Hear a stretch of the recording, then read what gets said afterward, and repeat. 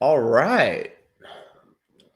Well, hello, everybody. My name is Garrett Mehrguth. I am the CEO and co-founder of Directive. We do performance marketing, so SEO and PPC for software companies.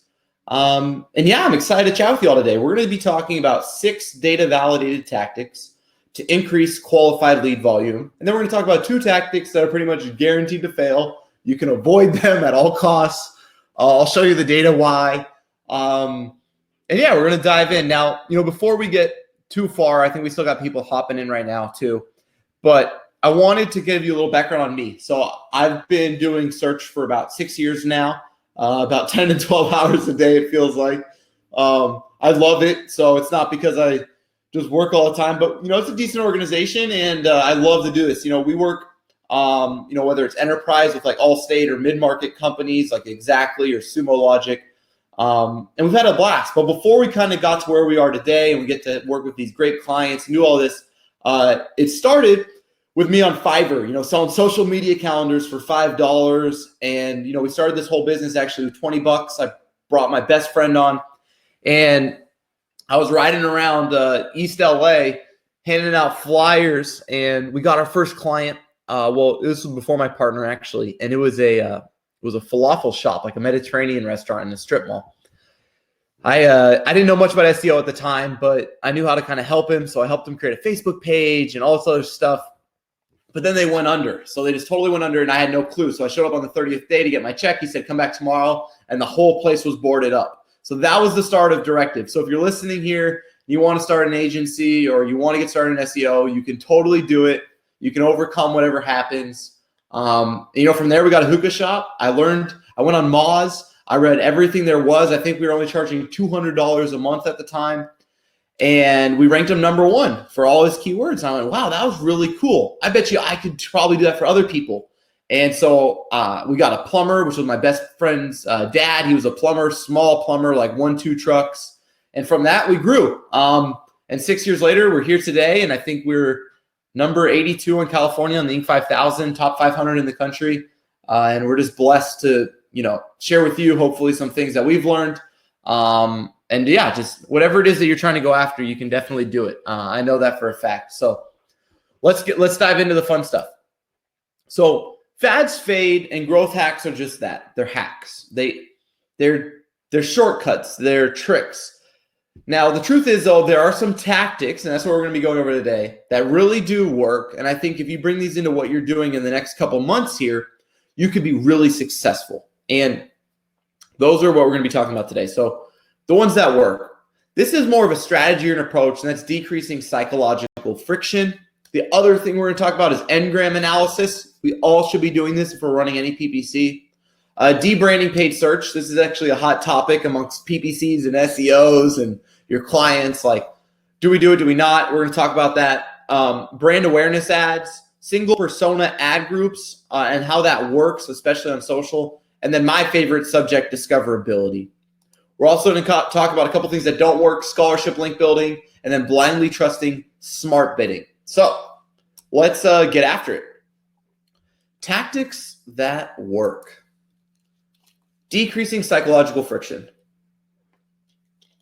Now, in a nutshell, this is the ethos of conversion rate optimization and marketing, lead gen, everything we're doing, sales is like trying to generate an action out of our ideal customer persona. Now, the truth is we don't always, as marketers, and myself included, do a great job of asking ourselves, okay, we're asking this prospect, this contact, for their most valuable information, their email, their phone number, and what are they getting in return? For software, most of the time it's request a demo. They get nothing, right? They give us all their personal information, and then boom, they get literally nothing back except an email that says someone's going to reach out to you in the next 24 hours. No immediacy, right? They had time now. That's why they filled out the form. No value. It's just essentially wall. So what we're going to talk about is when you should try to decrease psychological friction, okay? And the framework here is very simple. Can I give my prospect something of equal or greater value to their personal information in real time? Okay? So I'm going to say this again. They're giving you their email and their phone number and their personal information.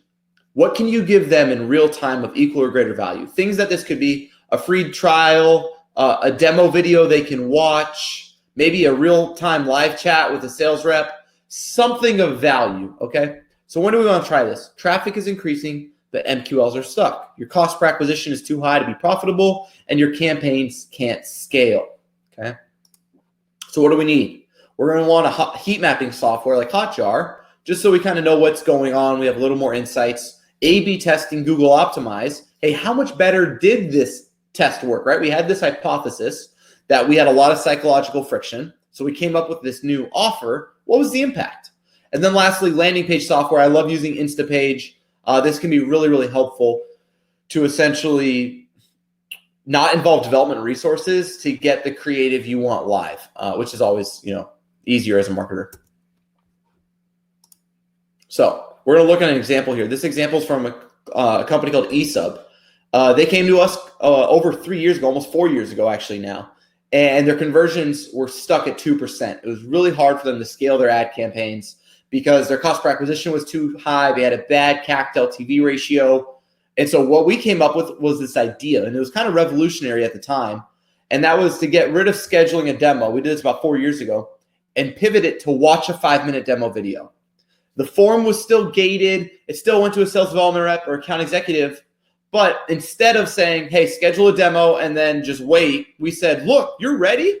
If you fill out this form, you're going to be able to watch a 5-minute demo video. Now in the SDR calls, they're having a better conversation. They're further down the funnel. This was huge. And what we saw from it was we actually saw 796% increase in bottom of funnel conversions, aka demo requests. In other words, when we started, people were scheduling a demo at 1.71%.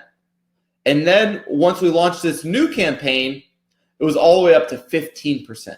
So if you can right now be thinking, how can I lower my psychological friction? This is going to be big for you. Next, we're going to talk about Engram Analysis. And if anyone has any questions, I'm not sure Serpstat's policy, but put it in chat. I can see chat and I can answer those as we go too. So if you have any questions, throw them in the chat and we can make it a little interactive. Engram Analysis. So Engram Analysis is a way of parsing out the individual terms in the phrases or sentences that people are typing in your Google Ads account, okay? So why this is important, and we're going to use a live example here, is one of our clients we were working with was one of the largest hosting providers in the entire world, massive organization, ton of ad spend. And we wanted to know and start to understand purchase intent and buying intent. In other words, if someone used the word USA, were they more likely to buy or less? If someone used the word Linux, were they more likely to buy or less? If someone asked about pricing or cheap, what happened? Not like a phrase of like cheap hosting provider, but instead just the word cheap. What did that word do to our cost per acquisition? And so what we do is we kind of looked at that, and we can look at it at a singular word level, a 2-word level, or a 3-word level. All 3 of these analyses are going to help you as a marketer better understand really your audience and everything that you need to know about them. So we're going to want to do this, okay? So when do we want to try this? You're spending significantly on Google Ads, okay? You have a good investment here. You have strong data. You feel like you have statistically significant data. If you're just getting started, open up your time window. So don't just look at the last 30 days.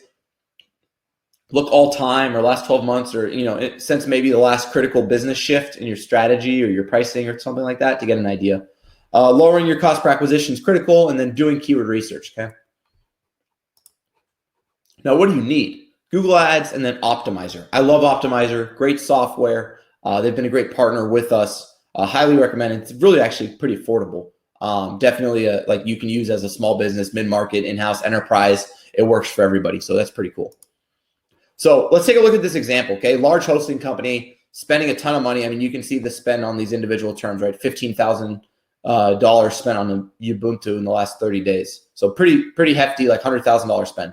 Now, what I found shocking is like the common knowledge, right? A lot of times is that the word cheap is bad, right? But we're actually finding a lower cost per acquisition from cheap than we are from things like DigitalOcean or cloud or the word and or Amazon or machine. So a lot of this was really cool. What we started learning was our value prop didn't work well for machine learning.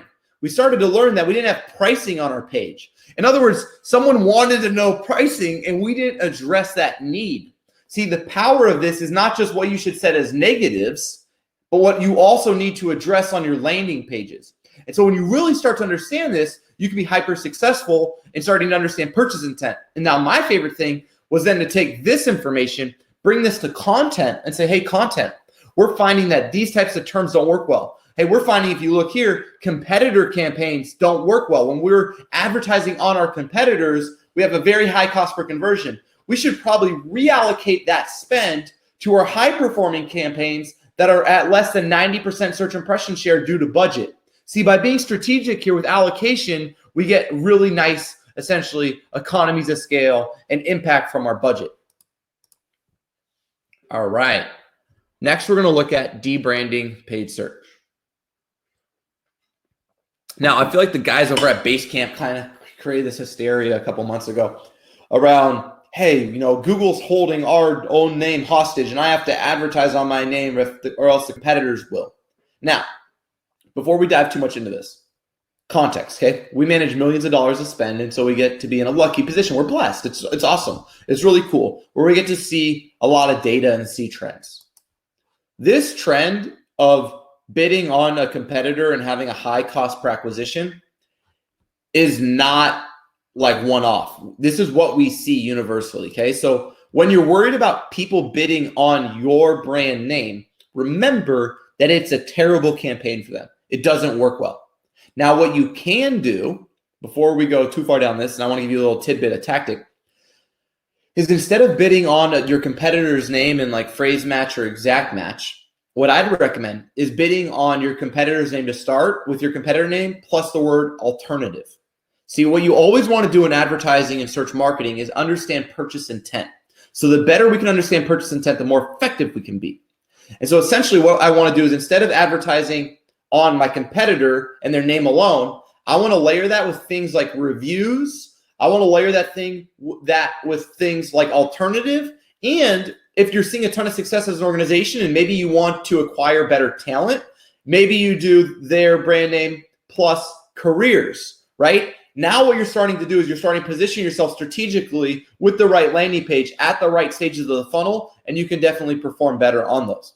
Now, with that being said, we have seen actually a ton of success from pausing bidding on our clients' own brand names. And then, like I was saying earlier, reallocating that budget that's become available to their like highest performing campaigns that don't have full search impression share due to budget.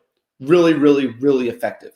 So what do you need to do this? Quality conversion tracking, Google Ads, Google Search Console, Google Analytics.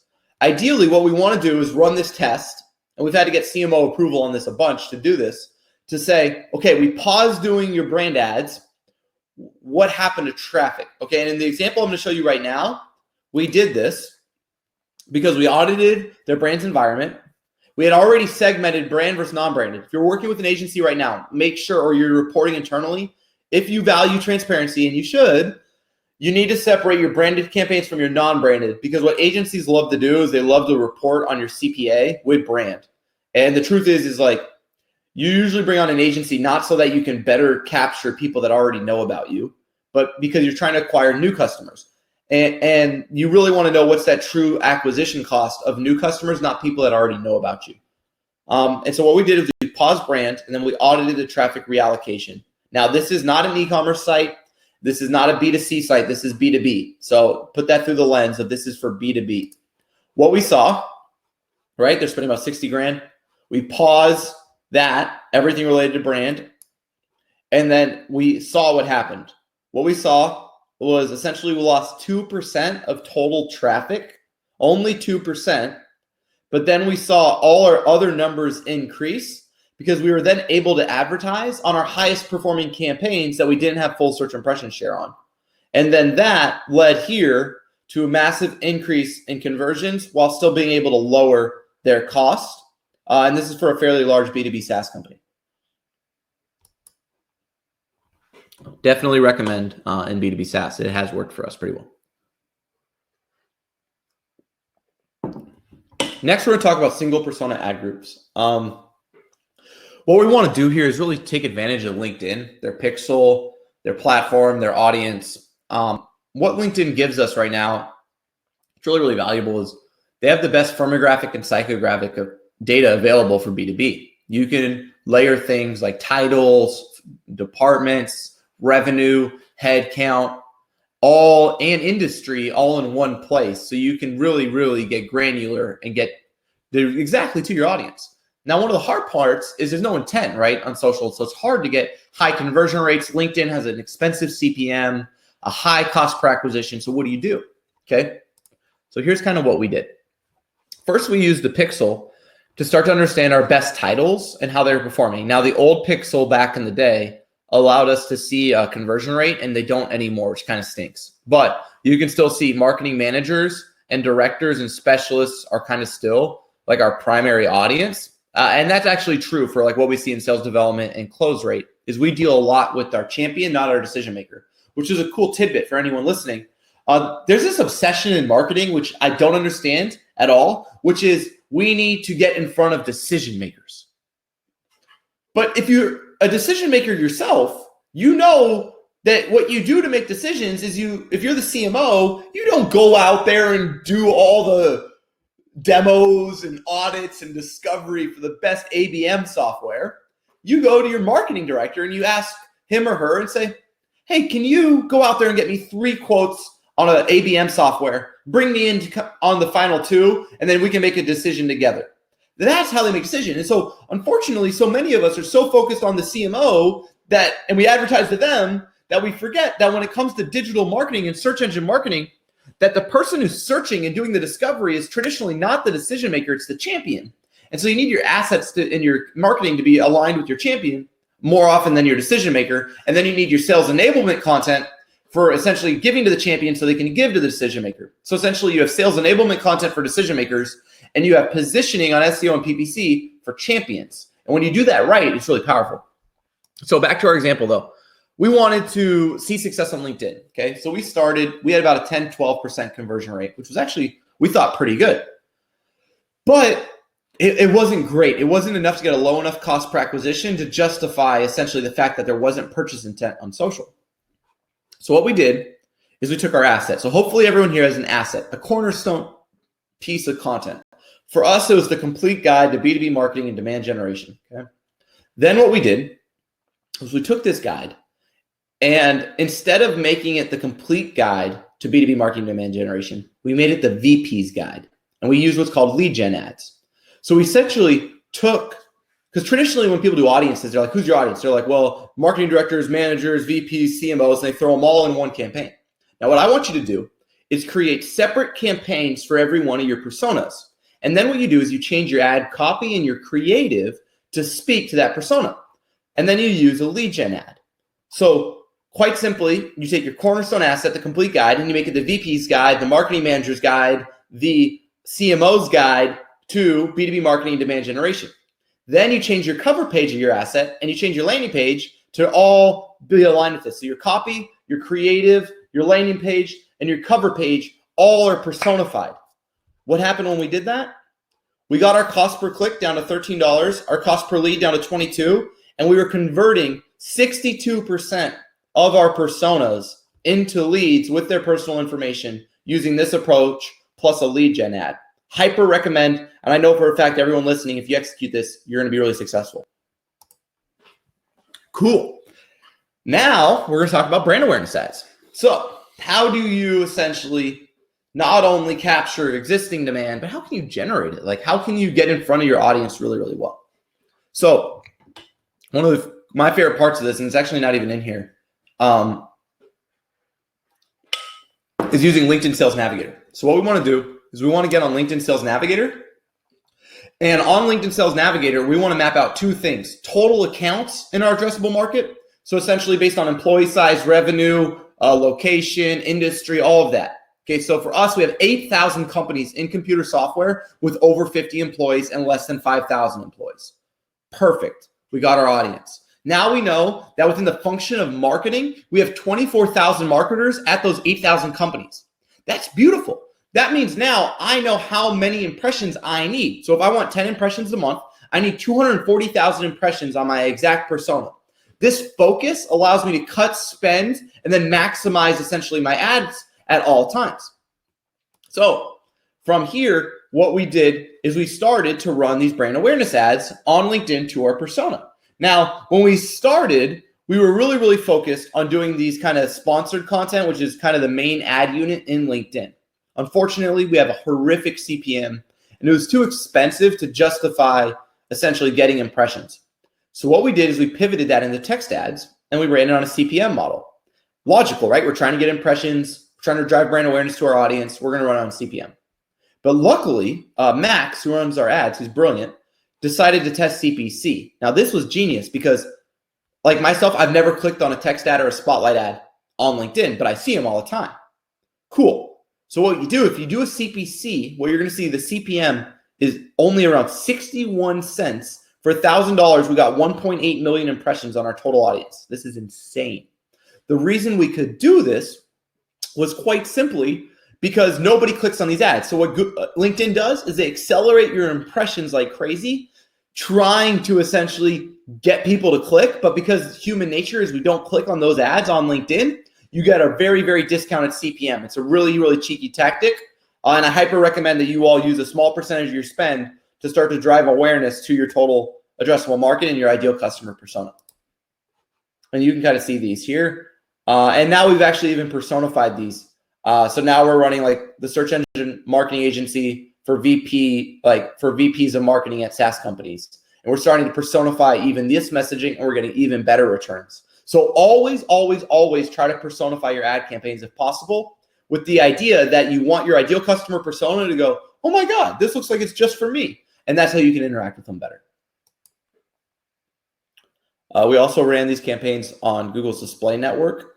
Here, CPM works better. I wanted you all just to see some of the different audience types. So Affinity had the lowest CPM with custom intent. So this was cool is when you're doing your audiences in Google's display network, most of it's garbage. So I want to layer by saying, you know, this audience, while we got a ton of impressions and we had a bigger total market before we niched into software. So when we were doing this, we were only targeting mid-market and enterprise. Now we only work with software. That allows us to be more effective with a smaller budget.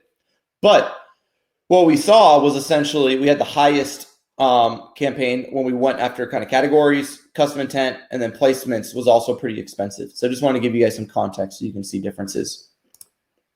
And these are the ads, right? So we want to have clarity. What I like to do in awareness ads is humble yourself enough to think that someone won't click, and then try to communicate your brand value, essentially what you do and who you do it for, without the click. So in other words, like you don't need like a great landing page here if you're only going to get a 0.02% click-through rate. In other words, be honest about the purpose of this ad. And if it's clarity, try to make sure you have a ton of clarity in that ad so that essentially people know who you are and who you service. And ideally, that due to your audience targeting, that should match. Also, if you are doing a lot on Google's display network, this is a tool called ClickCease. We just see so much fraud. There's just so many bad clicks, bad impressions. I don't highly recommend it. GDN's just been tough for us, even with, you know, in-market audiences and layering it. Anything other than retargeting just struggles because of the fraud. Lastly, we're going to talk about discoverability. This is my favorite concept in the world, and it applies to really what I'm seeing the most success in when it comes to SEO. And that's this idea. And it's just a fundamental shift that hopefully everyone here listening to can really get behind and understand. A lot of us as SEOs, and I definitely consider myself an SEO, are brainwashed into two falsehoods that really hurt us. Number one is that, like, I need to rank my website, okay? Ranking your website should not be your goal, okay? I'd encourage you to make your goal ranking your brand. That means you can be a lot more creative with this idea of how can I make my brand discoverable, okay? Back in 1997 when this all started, there's this internet, right? And the way SEO started was because business owners and marketers said, hey, how do I show up on this search engine for the products or services I sell when my ideal customer persona is searching? And the answer was you need a website, right? So we all go to Wix, GoDaddy, HostGator, the rest of them, Bluehost. Everybody spins up their websites. You fast forward and you start to look at the queries, which I'm going to show you in a second. And individual websites are no longer always ranking at the bottom of the funnel. Instead, third-party review sites that are aggregating peer reviews are really what Google is ranking. I call this the Yelp and the Amazon effect. In other words, we've been brainwashed to look at reviews when we buy a $5 breakfast burrito. Well, we're probably going to look at reviews before we buy a $250,000 software. Yet many of us as SEOs are still trying to rank for top ERP software, even though Google's saying that individual websites are no longer the best answer for this query. So that's kind of the first point. We need to become, as SEOs, more concerned with our brand and a little less concerned with our website, number one. And number two, we need to essentially, trying to think of how to explain this right now. We need to show up more often for the right keywords, okay? So depth is more important than breadth. Oftentimes as SEOs, we think of our goal as to increase organic traffic and thus conversions by ranking for more keywords. If you really want to impact opportunities, deals, and revenue and drive pipeline, you need to be thinking more about how do I show up more often for the right keywords, okay? In other words, we need to go into our Google ads. We need to understand what terms have the right cost per acquisition, where we have the strongest purchase intent, where we're most profitable, and say, how many more times can I make my brand discoverable, not how can I rank for more keywords. And just by doing that little shift, it's incredibly powerful. So let's kind of look at these exact examples, right? So this is 7 of 10 organic listings. Our review sites are paid lists when you search a B2C query like DC Therapist. You search a B2B search like top ERP software. So there's a purchase intent, right? Someone's looking for the top one, the best ERP software reviews. They want to make a decision. They're trying to figure out who's best for them. All 10 listings are review sites. That is not because SAP and Oracle and NetSuite don't have content or a good team. It's because Google's literally telling them that essentially individual websites are no longer the best answer to people's questions. Review sites are when there's purchase intent. So when do you want to try this? You found a keyword in Google Ads search term report that's performing exceptionally. Instead of increasing keywords targeted, we want to review the search engine results page for that keyword and then take market share.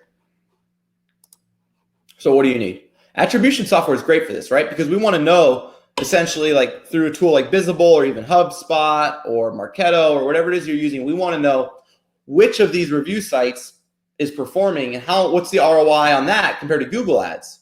Okay, because we found in our data that you have an exponentially lower cost per opportunity, like proposal or demo given from third-party review sites oftentimes than even Google Ads.